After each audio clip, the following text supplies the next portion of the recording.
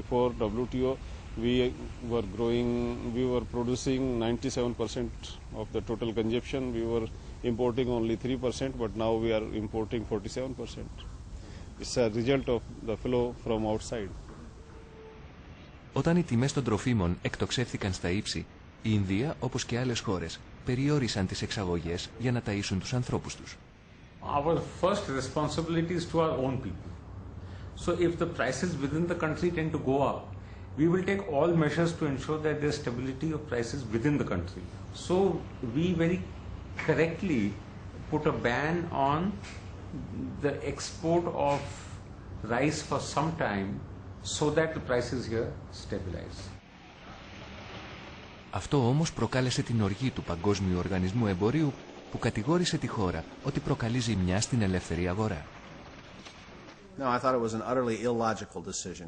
It was a very bad decision in a world where free trade is always trying to grow and the world is smaller and trade is becoming freer. I think that the process that India adopted was really quite illogical.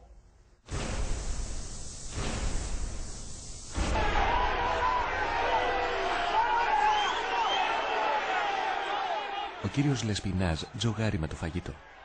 Αγοράζει στο μέλλον χιλιάδες τόνους ρυζιού ή σιταριού, δηλαδή με άλλα λόγια, σοδιές που ακόμα δεν υπάρχουν.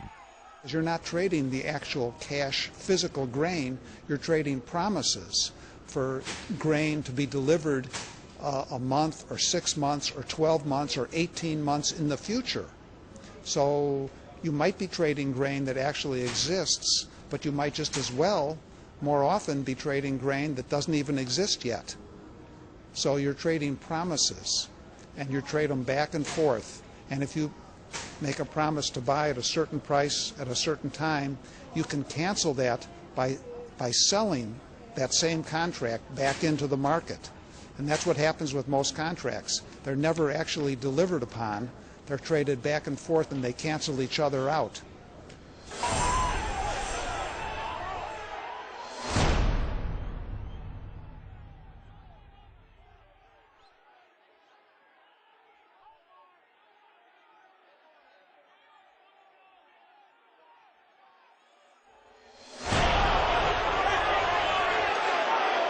Ας δούμε όμως από πιο κοντά πώς λειτουργεί αυτό το σύστημα.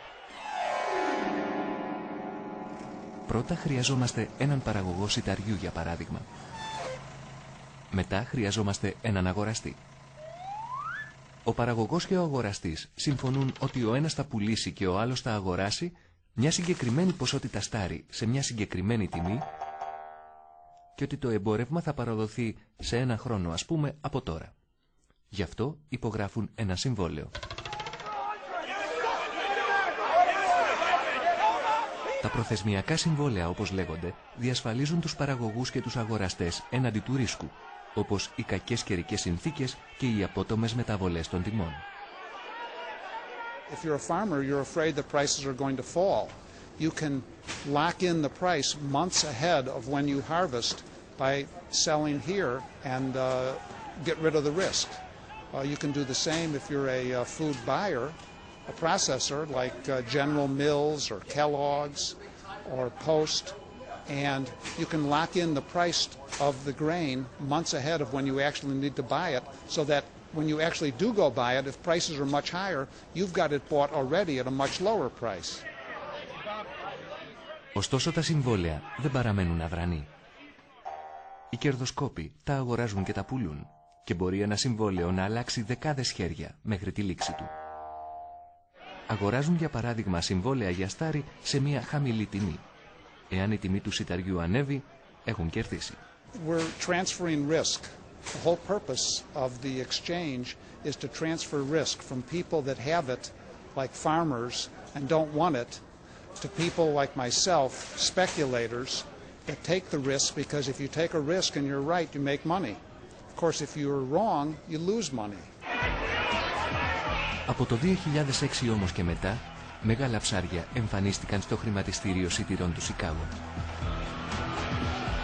Στα πιτς δεν έβλεπες μόνο τους παραδοσιακούς πρωταγωνιστές, αλλά και μάνατζερ τεράστιων οικονομικών ιδρυμάτων που μέχρι πρότινος δεν ενδιαφέρονταν να επενδύσουν σε τρόφιμα.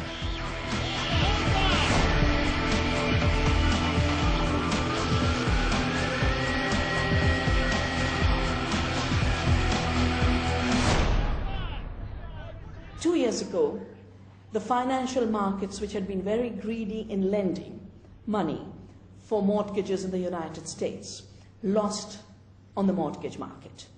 The subprime crisis, as it was called, led to a collapse in investments. Με την κρίση των στεγαστικών να οδηγεί την αγορά από το κακό στο χειρότερο, οι τυχοδιώκτες μεγαλοεπενδυτές είδαν στα τρόφιμα μια νέα ευκαιρία. Κατέκλεισαν το χρηματιστήριο του Σικάγο και άρχισαν να αγοράζουν προθεσμιακά συμβόλαια σε πρωτοφανείς ποσότητες, εκτοξεύοντας τις τιμές προς τα πάνω. Investors jumped out of real estate and housing and jumped on the bandwagon of primary commodities, food commodities. Their money and the monopoly control of agribusiness companies like Cargill drove the prices upwards. I totally disagree with that kind of talk. Speculators are not behind the big rise in prices. Speculation has very, very little to do with it. When bubbles break, liquid gets splashed all over the place. And yes, there's not a question there was some correlative selling. I don't doubt for a moment that speculators moved grain prices. Do I think that they moved grain prices by 100%? No, I think that speculators probably moved the grain prices by 20%, 15%. Prices would have gone up anyway because of the weather problems and the weak dollar and the export bans and tight world stocks. That's why prices went up. The hunger that has become permanent and global is totally a creation of the global food system. The global food system is not created to feed the people of the world. It's created to maximize the profits for Monsanto, for seeds, of Cargill, for trade, for selling pesticides, herbicides, fertilizer. In the period of 2007 to 2008, while food prices doubled, the profits of these companies also doubled. So if you want to understand why prices are going up, why people are eating less, you just have to look at these companies. There are sports drinks that help you to fly, to soar, to defy gravity. But who's there to help when you hit the ground? To promote healthy knees and joints, one company wanted to make a drinkable dietary supplement.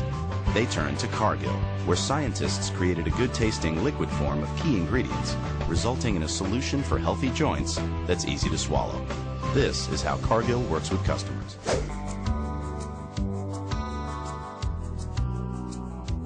In this time of transformation, there is one company who is solely focused on agriculture.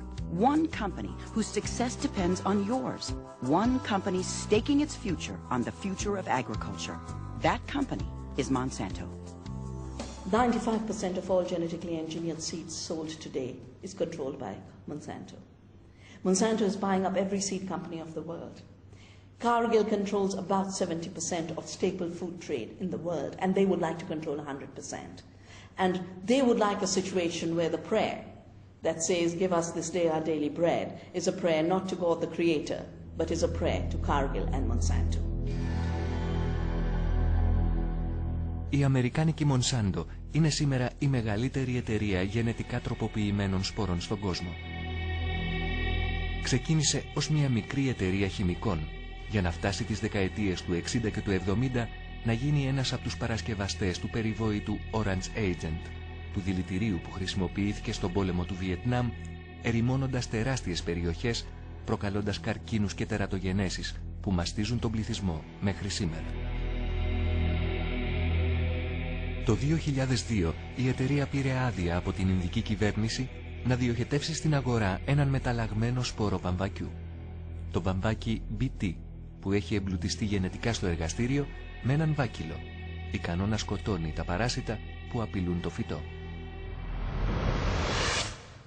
we have been able to develop a technology called BoldGuard, a BT cotton technology, where we produce a seed that has inbuilt protection to pests, thereby helping farmers almost double their cotton production, reduce the number of pesticides they've been using in the field to control those pests, and really increase their average income. In 6 years after the introduction of BoldGuard BT cotton, India has become the world's second largest producer and the second largest exporter in 6 years of introduction of BT cotton.